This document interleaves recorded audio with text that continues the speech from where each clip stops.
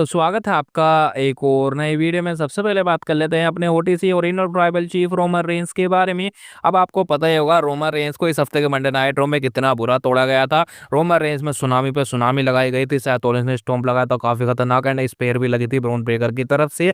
तो वहां पर फैंस ये सोच रहे थे अब तो रोमन रेंस का काम हो चुका है, अब वो नहीं आने वाला है 1-2 महीने तक। लेकिन मंडे नाइट रो के ऑफर जाने के बाद जिस तरीके से वीडियोस निकल कर आई थी, रोमन रेंस जा रहे थे, खुद अपने पैरों पर खड़े होकर जा रहे थे, उस चीज को देखकर तो ऐसा ही लग रहा था रोमन रेंस ज्यादा लंबा टाइम ऑफ नहीं लेने वाले हैं। एंड मैंने इस चीज को उस वीडियो में डिस्कस भी करा था, तो वही चीज हमें देखने को मिलने वाली है। गुड न्यूज निकल कर आ रही है रोमन रेंस की तरफ से कि रोमन रेंस 18 अगस्त को जो मंडे नाइट रो का एपिसोड होने वाला है वहां पर आने वाले हैं। इस चीज को खुद से द वेल्स फार्गो सेंटर ने खुद से कंफर्म करा है। अब ये वेल्स फार्गो सेंटर वही है जहां से ये मंडे नाइट रो का एपिसोड होने वाला है, तो उन्होंने ये चीज ऑफिशियल कर दी है कि रोमन रेंस उनके सेंटर में आने वाले, यानी मंडे नाइट रो पर आने वाले हैं। तो काफी ज्यादा मजा आने वाला है। एंड डब्ल्यूडब्ल्यूई ने जिस तरीके से रोमन रेंस को ऑफिशियल करा है, मुझे लगता है इनको कोई मैच होने वाला है क्लैश इन पेरिस में।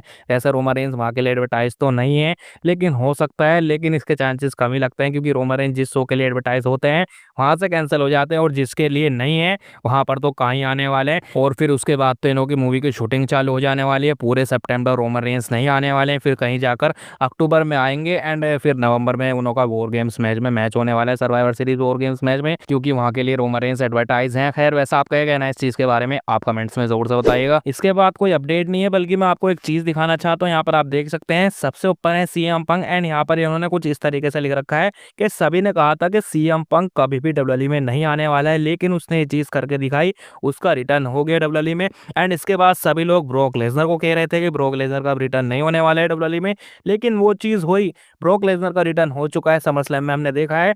लेकिन अब नीचे है डीन एम्ब्रोज, एंड यहाँ पर लिखा गया है कि एक दिन वो भी आएगा कि जब डीन एम्ब्रोज डब्ल्यूडब्ल्यूई में अपना रिटर्न करेगा। एंड मैं इससे 100% एग्री करता हूँ। मुझे लगता है डीन एम्ब्रोज एक ना एक दिन हमें डब्ल्यूडब्ल्यूई में जरूर से देखने को मिलने वाले हैं। एंड मुझे इस चीज पर भी बिलीव है कि हमें एक ना एक दिन Roman Reigns, Seth Rollins and dean Ambrose एक साथ दिखाई देंगे एंड शील्ड का दोबारा से रियूनियन होगा। और जिस तरीके से Brock Lesnar and CM Punk का रिटर्न हुआ है ना, ब्रॉक लेसनर का तो फिर भी देखा जा सकता है, लेकिन सीएम पंक उन्हों का तो ऐसा लगता था कि कभी होने ही नहीं वाला है, तो फिर भी वो चीज हमें देखने को मिली। एंड इसी तरीके से डीन एम्ब्रोज भी हमें एक न एक दिन जरूर से दिखाई देने वाले हैं डब्ल्यूडब्ल्यूई में, एंड हमें शील्ड का रियूनियन भी जरूर से देखने को मिलने वाला है। सॉरी मैंने आपको पका दिया हो। खैर वैसा आपका कहना है इस चीज के बारे में, आप बताइएगा जरूर। इसके बाद लास्ट सबसे बड़ी स्टोरी के बारे में बात कर लेते हैं, the beast incarnate Brock Lesnar के बारे में। पॉल हेमन ने काफी कुछ कहा है ब्रॉक लेसनर को लेकर। होता क्या है, पॉल हेमन जाते हैं एक पॉडकास्ट में एंड वहां पर उनसे पूछा जाता है कि आपका ब्रॉक लेसनर के रिटर्न पर क्या ओपिनियन है। काफी सारे फैंस ऐसा कह रहे हैं गलत है, ब्रॉक लेसनर का रिटर्न नहीं होना चाहिए था डब्ल्यूडब्ल्यूई में।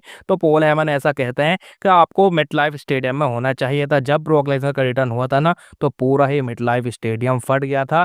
तो हमें बस यही चाहिए, हमारे फैंस का क्या रिएक्शन आ रहा है, फैंस खुश हैं तो हम भी खुश हैं। और पॉल हेमन यहाँ पर यह भी कह देते हैं कि ब्रॉक लेसनर को डब्ल्यूडब्ल्यूई की लीगल टीम ने क्लियर कर दिया है, तो अब मुझे कोई भी फर्क नहीं पड़ता है, हेटर कुछ भी कहते रहे। और यहाँ पर और पॉल हेमन यहाँ पर यह भी कहते हैं कि काफी सारे फैंस ये सोच रहे होंगे कि हम ब्रॉक लेसनर को स्टॉप कर सकते हैं, लेकिन ऐसा कुछ भी नहीं होने वाला है।